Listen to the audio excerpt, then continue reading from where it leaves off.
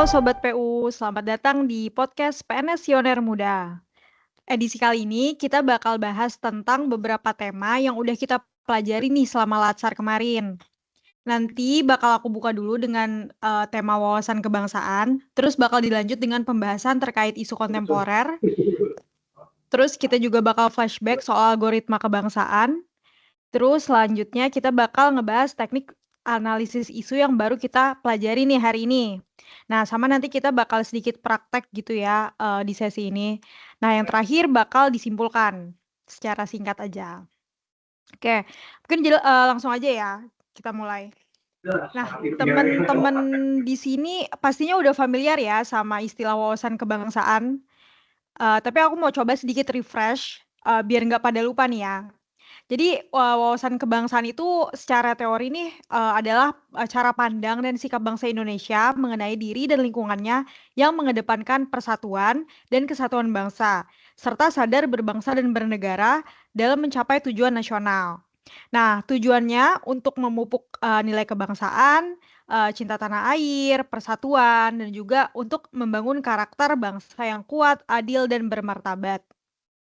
Nah, kalau kita bicara soal wawasan kebangsaan, pasti juga dibarengin sama bela negara. Kalau bela negara sendiri ini, kayak perwujudannya dari wawasan kebangsaan tadi. Jadi bentuk kesadaran, kontribusi, dan cinta pada tanah air, dia yang dilakukan sebagai melalui upaya individu yang berperan aktif melalui profesi dan melibatkan diri dalam menjaga keutuhan negara. Nah, itu nggak dilakukan dengan ya kayak harus jadi gabung TNI kayak gitu ya, kayak angkat senjata, perang, nggak gitu. Ini tadi ada kata-kata melalui profesi ya, jadi kita bisa dari hal-hal yang, terkait sama profesi kita. Misalnya kita sebagai ASN, kita, bekerja melayani publik dengan sepenuh hati gitu ya, menjaga integritas gitu. Bisa juga nih di lingkungan, komunitas gitu ya, maksudnya sosial gitu, kita melibatkan diri di kegiatan sosial, misalnya di bertetangga gitu ya, kita menjaga kerukunan di lingkungan tetangga kita gitu. Itu jadi kontribusi yang memang bisa dilakukan dari profesi kita sendiri gitu, atau peran kita di masyarakat. Oke. Tadi aku udah sedikit bahas ya soal wawasan kebangsaan, terus bela negara gitu ya.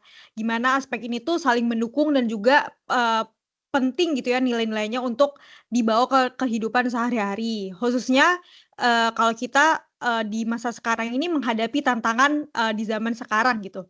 Kalau bicara soal tantangan nih, kita sebagai bangsa Indonesia itu, khususnya generasi muda ya, dihadapi dengan tantangan atau isu-isu yang, beragam gitu ya. Jadi isu-isu kontemporer gitu. Nah, mulai dari masalah lingkungan, politik, ekonomi gitu ya, sampai ke teknologi gitu, menyangkut digitalisasi gitu ya. Mungkin, kita bisa langsung aja ya, dengar penjelasan nih dari Mas Irwan terkait isu kontemporer dan nanti kita bisa lanjut ke Mas Iqbal, untuk, ngebahas gitu ya, apa aja sih yang udah dibahas juga di episode sebelumnya terkait, isu kontemporer. Mungkin langsung aja ya, Mas. Masih Mbak Ira, jadi soal isu kontemporer ya, jadi flashback dikit gitu ya. Jadi apa sih isu kontemporer itu kan kayak semacam masalah atau fenomena yang terjadi yang relevan dengan kondisi yang sekarang ya. Baik itu skalanya lokal, nasional maupun global. Nah, isu-isu ini juga tadi seperti yang disampaikan mencerminkan dinamika sosial, politik, ekonomi, budaya, dan teknologi ya. Jadi itu mempengaruhi banget tuh untuk kehidupan masyarakat secara langsung. Nah, beberapa karakteristik isu kontemporer itu kayak macam aktual dan dinamis. Jadi dia berkembang seiring waktu dan perkembangan teknologi gitu. Kemudian multidimensi itu melibatkan beberapa aspek kehidupan dan aktor-aktor sosial. Kemudian menimbulkan perdebatan. Jadi isu muncul terus terjadi pro kontra dan opini publik ya yang liar gitu. Kemudian dia itu butuh solusi kolektif. Jadi nggak bisa diselesaikan sendiri. Itu harus ada beberapa pihak yang terlibat. Terus terkait tantangan dan dampaknya itu misalnya gini, perubahan iklim gitu, menuntut kebijakan lingkungan yang berkelanjutan. Kemudian digitalisasi, apakah dia membawa kemudahan tapi dengan resiko kayak hoax, pelanggaran privasi gitu ya. Kemudian dari sisi kesenjangan sosial memicu ketidakpuasan dan potensi konflik ya. Kemudian ada toleransi dan polarisasi yang mengancam persatuan bangsa. Contoh deh isu strategi kontemporer itu kayak indeks ketahanan nasional, eh, multipolarasi kekuatan global gitu, sengketa Laut Cina Selatan dan macam-macam lah. Korupsi, judul, pinjol pun juga termasuk isu-isu strategis kontemporer. Kemudian kenapa sih penting buat isu ini tuh dipahami gitu ya? Yang pertama itu bisa menumbuhkan kesadaran sosial dan empati masyarakat. Kemudian membantu dalam pengambilan keputusan yang lebih bijak, kemudian mendorong partisipasi aktif masyarakat gitu ya. Kemudian menjadi dasar dalam kebijakan publik. Jadi isu kontemporer itu bisa dibilang kayak cerminan dari zaman kita ya. Penuh tantangan tapi juga penuh peluang. Jadi dengan kesadaran, pendidikan, dan komitmen terhadap nilai-nilai kebangsaan, kita tuh dapat menjadikan isu-isu ini tuh sebagai titik tolak untuk perubahan yang positif. Jadi sebagai warga negara, kita tidak hanya dituntut untuk memahami, tapi juga dituntut untuk bertindak, berkontribusi, dan menjaga arah bangsa agar tetap berpijak pada keadilan, persatuan, dan kemanusiaan. Seperti itu sih Mbak Ira terkait isu-isu kontemporer ya yang udah kita pelajari beberapa hari yang lalu. Selamat pagi rekan-rekan Kaira. Ya, kemarin kita sempat nih bahas salah satu isu kontemporer ya. Nah, kita itu kemarin tuh bahas salah satu isunya itu yaitu kedaulatan digital.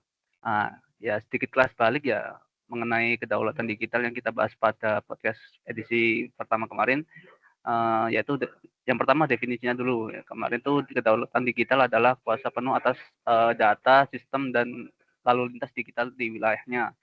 Tantangan muncul dari berbagai kasus kebocoran data besar kayak BPJS Ketenagakerjaan, BSI, Dukcapil, hingga KPU yang menunjukkan kelemahan keamanan cyber nasional. Selain itu, potensi ancaman meliputi phishing, ransomware, defecting situs pemerintah, DDoS, malware, pencurian identitas, hingga penyebaran hoax yang berimbas pada stabilitas politik dan opini publik. Kedaulatan digital bukan cuma keamanan sistem aja, tapi juga kendali atas arus informasi yang membentuk opini masyarakat. Contohnya hoax pada pemilu 2024 menunjukkan bagaimana algoritma media sosial dapat memperkuat disinformasi. Masyarakat Indonesia saat ini cenderung menjadi konsumen pasif di platform asing sehingga rentan terhadap ketergantungan digital, kebijakan di luar negeri, serta dampak sosial ekonomi. Pada bahasan kemarin, beberapa solusi yang diusulkan menurut teman-teman ini untuk pemerintah dan lapisan masyarakat yaitu meliputi peningkatan literasi digital produktif, mendukung ekosistem lokal, dan mendorong partisipasi aktif masyarakat dalam ekonomi digital. Tapi pemerintah juga merespon tantangan ini dengan mengesahkan UU IT dan UU Perlindungan Data Pribadi atau UU PDP. Kedaulatan digital Indonesia bukan hanya tugas pemerintah, tetapi tanggung jawab semua seluruh warga negara. Gitu, Kak Ira. Oke, makasih Mas Iqbal. Jadi kita udah bahas ya secara detail gitu ya, dari Mas Irwan tadi juga udah nyebutin berbagai macam isu kontemporer gitu. Memang isu kontemporer ini sesuai sama zamannya gitu ya. Tantangannya tuh di, generasi kita tuh ya tadi, udah disebutin juga, sama Mas Iqbal, salah satunya adalah, soal kedaulatan digital gitu ya, keamanan cyber gitu. Nah, kaitannya itu isu kontemporer dengan wawasan kebangsaan itu yang tadi aku mention di awal itu gimana sih? Jadi, ini tuh kayak gimana kita sebagai bangsa Indonesia menjadikan wawasan kebangsaan ini sebagai, cara pandang kita dan kita terapkan gitu ya nilai-nilai wawasan kebangsaan ini dalam menghadapi tantangan di zaman sekarang. Nah, dari sini nih muncul nih konsep algoritma kebangsaan gitu ya, ini jadi relevan ya. Sudah sempat juga dibahas di edisi sebelumnya terkait algoritma kebangsaan ini, dan algoritma kebangsaan itu punya fungsi sebagai langkah sistematis untuk menyelesaikan tantangan masa kini gitu ya. Kayak kalau wawasan kebangsaan itu kompas, Nah, algoritma kebangsaan itu tuh peta jalannya gitu ya. Mungkin kita bisa dengar nih dari Mas Irwan Agus tentang apa yang udah kita bahas, gimana caranya algoritma kebangsaan itu menyelesaikan masalah, bukan masalah sih, lebih ke kayak tools gitu ya untuk meningkatkan gitu, lebih baik. Kalau kemarin kita bahas soal PU gitu, to make PU better and stronger gitu ya. Mungkin bisa langsung aja, Mas. Saya melanjutkan dari flashback algoritma kebangsaan ya. Terdengar kita algoritma tuh kayak kalkulator, banyak angka dan lain-lain. Tapi dalam konsep algoritma kebangsaan itu sendiri, itu adalah suatu kerangka berpikir ya, atau langkah-langkah sistematis. Tadi benar yang dibilang Mbak Ira, untuk menanamkan, mengembangkan, dan mengamalkan nilai-nilai kebangsaan itu sendiri. Guna apa? Guna untuk menjalani kehidupan berbangsa dan bernegara. Nah, kita singkat saja gitu ya. Langsung contoh algoritma kebangsaan itu dari aku pribadi ada beberapa gitu ya. Misalkan dari lingkungan sekolah, misalkan siswa-siswa bisa mengikuti upacara bendera, menghormati gurunya, dan menjaga lingkungan sekolah gitu ya. Kalau misalkan di daerah masyarakat, bisa tuh warga terlibat dalam kegiatan kerja bakti, gotong royong, ronda malam, dan apalah itu semuanya yang bisa menyelesaikan masalah bersama di masyarakat. Kemudian ada juga di dalam dunia digital, kita menyesuaikan zaman gitu ya. Sudah banyak gitu pengguna media sosial kayak menyebarkan informasi itu yang benar gitu dan menghindari ujaran-ujaran kebencian. Itu salah satu implementasi dari algoritma kebangsaan. Nah, untuk kita yang sekarang di lingkungan PU itu di lingkungan kerja. Nah, itu bisa diaplikasiin untuk mengedepankan integritas gitu ya, bekerja secara profesional dan saling mendukung dalam kemajuan instansi. Caranya gimana? Ya dengan mengedepankan transparansi. Misalkan kita bisa memanfaatkan digital itu kayak eh, masyarakat tuh bisa memantau juga keadaan proyek-proyek tuh di software-software yang kita bikin untuk terlihat gitu ya transparansinya. Jadi untuk menjelaskan sebelumnya yang what we can do to make PU better and stronger, gimana caranya sih PU tuh bisa lebih baik dan stronger dan lebih kuat gitu ya. Yaitu salah satunya dengan mengimplementasikan algoritma kebangsaan itu sendiri di lingkungan kerja itu sendiri. Jadi intinya algoritma kebangsaan itu adalah gabungan semangat nasionalisme dan inovasi kerja buat penyelesaian seluruh masalah pembangunan, khususnya yang di ruang lingkup Kementerian Pekerjaan Umum gitu, Mbak Ira. Oke, makasih Mas Irwan Agus. Jadi udah dijelasin ya, detail gitu ya. Kita udah ngebahas gitu ya wawasan kebangsaan, terus kita juga ngebahas terkait isu kontemporer tadi ya, yang dihadapi generasi kita dan juga kita ngebahas sedikit gitu ya flashback gitu tentang algoritma kebangsaan dalam meningkatkan gitu ya itu make PU better and stronger gitu. Nah, ini semua tuh nggak, dengan hal-hal yang udah kita tahu gitu ya, yang tadi kita pelajari gitu ya di Latsar gitu tuh, nggak lengkap kalau kita tuh belum tahu caranya nih baca situasi di lingkungan kita sendiri gitu ya. Ibarat, tahu dan aware permasalahan di lingkungan kita tuh kayak gimana sih, kayak akarnya tuh dari mana sih, kayak gitu. Nah, di sini tuh pentingnya, teknik analisis isu gitu ya. Nah, teknik analisis isu ini, bisa bantu kita untuk memetakan masalah, untuk mencari root cause-nya dan juga, untuk menentukan solusi, prioritasnya gitu. Nah, ini yang baru kita pelajari nih hari ini. Nah, ini juga bakal bantu kita gitu ya buat tahu solusi yang tepat dari permasalahan itu seperti apa.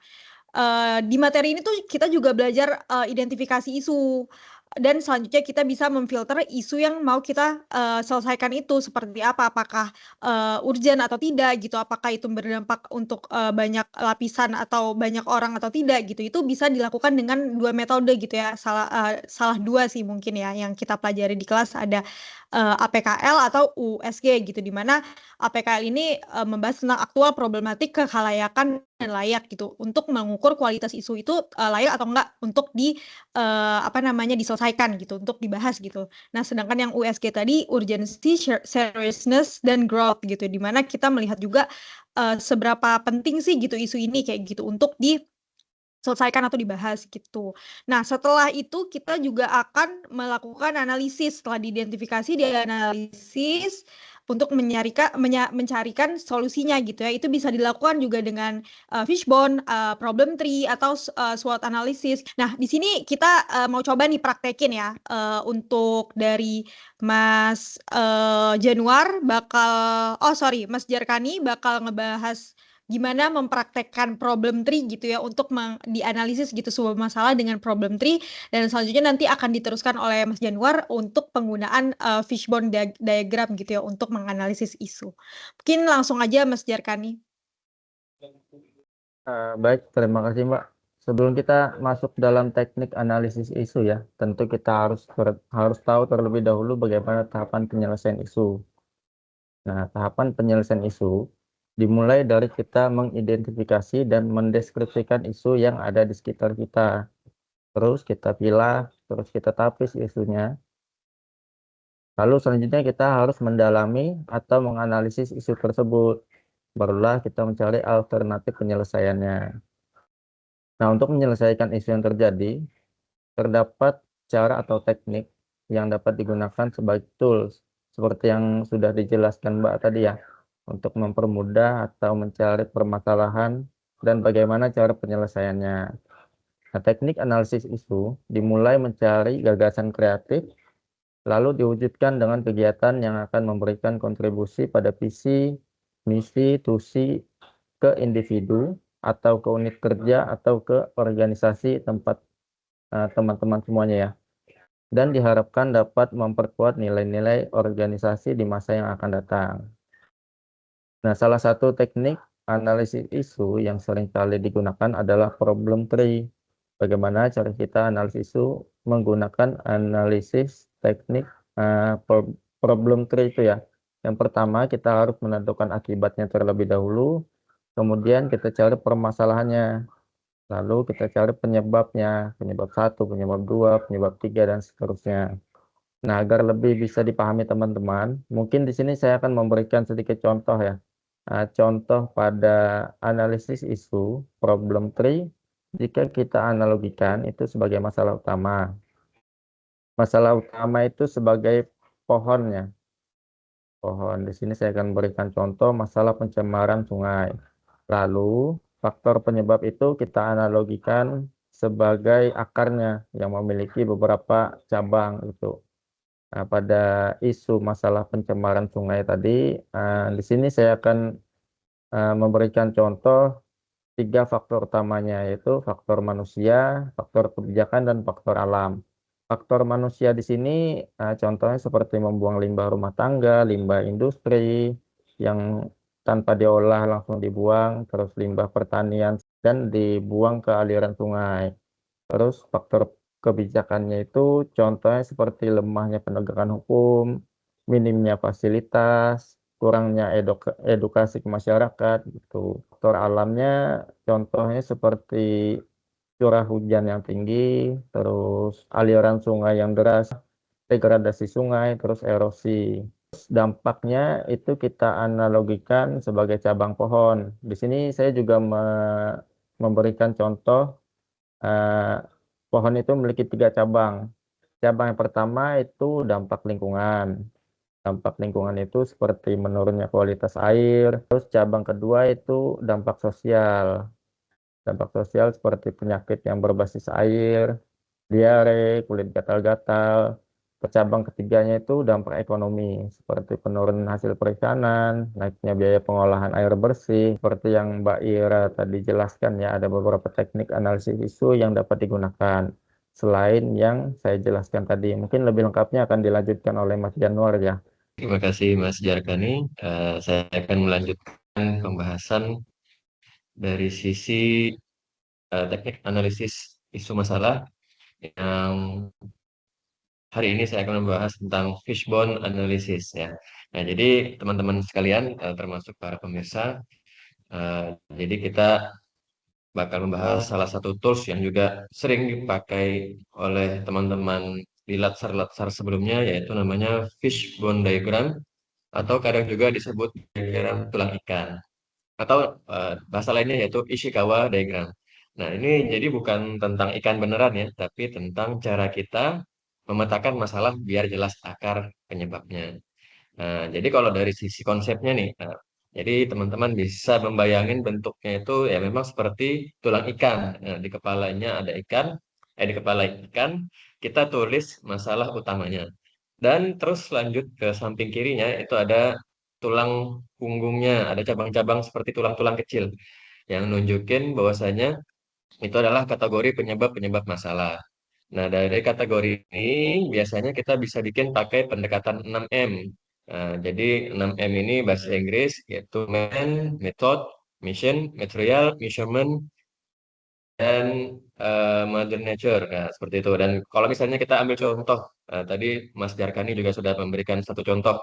Jadi di sini juga saya akan membawakan satu contoh membahas isu di instansi. Nah, kita membahas partisipasi pegawai muda ASN itu nih rendah ternyata dalam kegiatan bela negara. Nah, jadi itu masalah utama itu kita taruh tuh di kepala ikan. Lalu kita gali kemungkinan penyebabnya, kita geser ke sebelahnya, kita buatlah tulang-tulang cabang-cabangnya yaitu misalnya tadi pakai cara dengan 6M, yang pertama men atau SDM-nya. Nah, jadi kenapa sih SDM ini juga menjadi salah satu penyebab daripada partisipasi pegawai itu rendah. Jadi ternyata oh yang pertama dia kurang paham arti dan manfaat bela negara, kemudian juga yang kedua motivasinya rendah karena itu dia anggap hanya formalitas, dan yang ketiga mungkin jadwal kerjanya nih padat atau ternyata tugas-tugas latsarnya banyak nih. Jadi itu cuma dianggap kegiatan-kegiatan beban tambahan atau formalitas seperti itu. Lalu metode yang kedua kita bahas lanjut ke sebelahnya, tulang yang ke sebelahnya yaitu metode. Jadi ternyata penyebab utamanya ASN teman-teman pegawai muda ini rendah. Nah, ternyata mungkin ya kita analisis ternyata ada tiga juga penyebabnya. Misalnya salah satunya sosialisasinya ternyata cuma lewat surat atau email resmi yang kaku, yang tidak menjelaskan secara utuh. Kemudian juga tidak ada pendekatan kreatif, misalnya video-video yang tidak video-video atau media interaktifnya ini kurang kurang disampaikan kepada peserta sehingga memang ini dijadikan hanya formalitas. Dan ternyata yang ketiga ini juga metode yang mempertimbangkan yang tidak mempertimbangkan waktu pegawai itu sendiri. Jadwalnya mungkin banyak agenda, nanti ini tabrakan dengan ini, besok sudah ada kegiatan yang lain dan seterusnya. Nah, mungkin juga kita lanjut ke tulang yang lain yaitu mesin atau peralatan atau perangkat. Nah, jadi eh, walaupun sekarang ada platform Zoom ya mungkin tapi prasarana yang digunakan itu juga kurang memadai seperti itu. Misalnya nanti ada keterbatasan ruangan, kemudian juga tidak adanya internet yang stabil seperti itu dan juga mungkin teknologi-teknologi presentasi yang digunakan itu juga terlalu kuno. Nah, lanjut lagi ke tulang yang selanjutnya itu adalah material atau bahan atau materi. Nah, ini yaitu salah satunya materi yang terlalu teoritis, minim simulasi atau studi kasus. Nah, jadi kadang misalnya nih ada beberapa oknum-oknum ataupun pemateri yang kurang kurang jelas seperti itu. Jadi banyak teorinya aja. Ternyata kasus di lapangannya tidak terlalu relevan dengan apa yang dialami oleh teman-teman ASN. Kemudian juga ternyata modul digitalnya itu juga kurang kurang bisa diakses, misalnya seperti itu, dan terbatas. Nah, kemudian juga kita coba lagi nih, karena sudah 4M, M yang kelima itu adalah measurement atau pengukuran.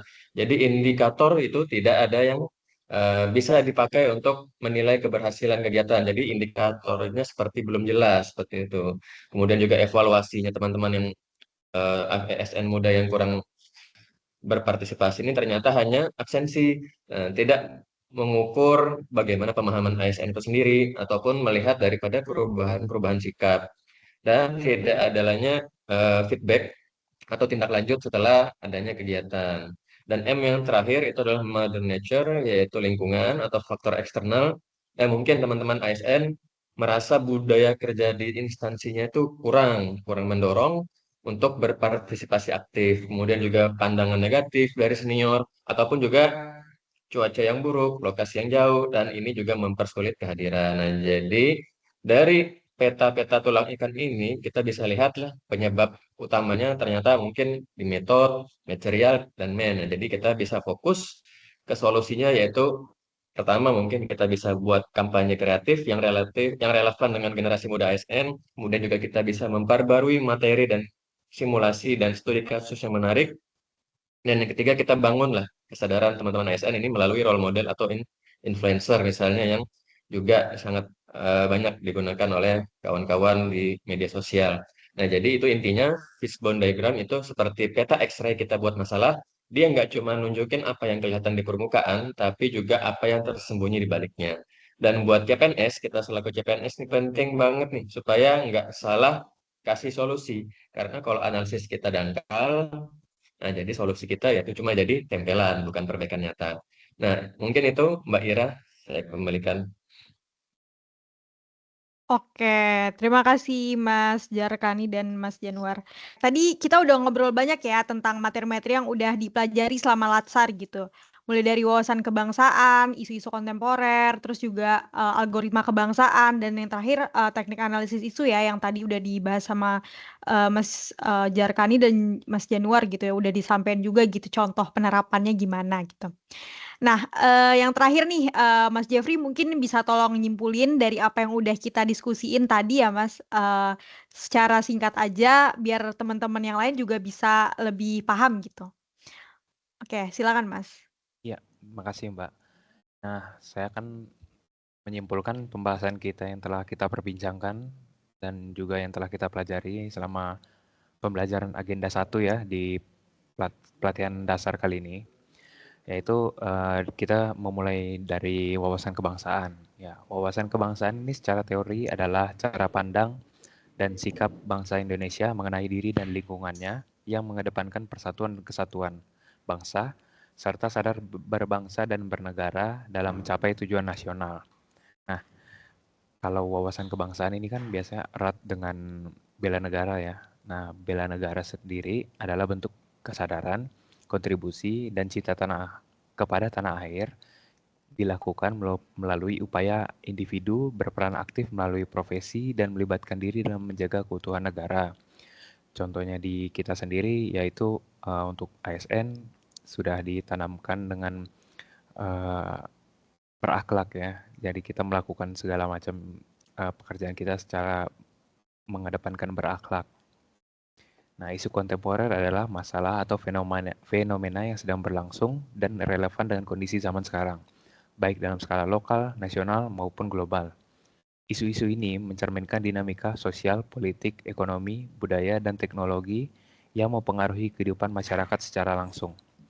Isu yang dibahas yaitu kedaulatan digital, yaitu lemahnya keamanan cyber.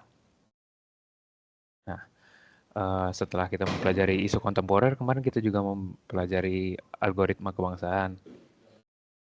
Nah, algoritma kebangsaan adalah suatu kerangka berpikir atau tata langkah sistematis yang digunakan untuk menanamkan, mengembangkan, dan mengamalkan nilai-nilai kebangsaan dalam kehidupan berbangsa dan bernegara. Ibarat algoritma dalam dunia teknologi, algoritma kebangsaan menjadi panduan kerja yang memastikan setiap individu berkontribusi pada tujuan bersama, yaitu terwujudnya persatuan, keadilan, dan kemakmuran bangsa. Nah, setelah itu juga kita membicarakan tentang what we can do to make PU better and stronger, mengimplementasikan algoritma kebangsaan di dalam lingkungan pekerjaan, khususnya di kita Kementerian PU. Kalau kita gunakan sebagai tools to make PU better and stronger, algoritma kebangsaan adalah semangat nasionalisme dan inovasi kerja buat penyelesaian seluruh masalah pembangunan. Nah, juga hari ini kita mempelajari tentang teknik analisis isu ya, yang teknik analisis ini juga membantu kita dalam memetakan masalah, mencari akar permasalahannya, dan menentukan solusi prioritasnya. Nah, terdapat dua teknik yang digunakan untuk menganalisis isu, yaitu problem tree dan fishbone analysis. Kedua teknik analisis ini menunjukkan bahwa masalah itu biasanya nggak muncul sendirian, tapi hasil dari banyak faktor yang saling sambung-menyambung ataupun saling mempengaruhi dan terpengaruhi. Begitu, Mbak. Oke, terima kasih Mas Jeffrey udah bantu nyimpulin dari diskusi hari ini ya. Sekarang nih kita udah sampai nih ya di penghujung diskusi. Terima kasih untuk mas-mas semuanya yang sudah ikut diskusi terkait materi yang selama ini udah kita pelajari di agenda 1. Semoga materi ini bisa diterapkan di dalam lingkungan pekerjaan dan juga di lingkungan sehari-hari ya. Oke, terima kasih semuanya. Sampai jumpa di episode berikutnya.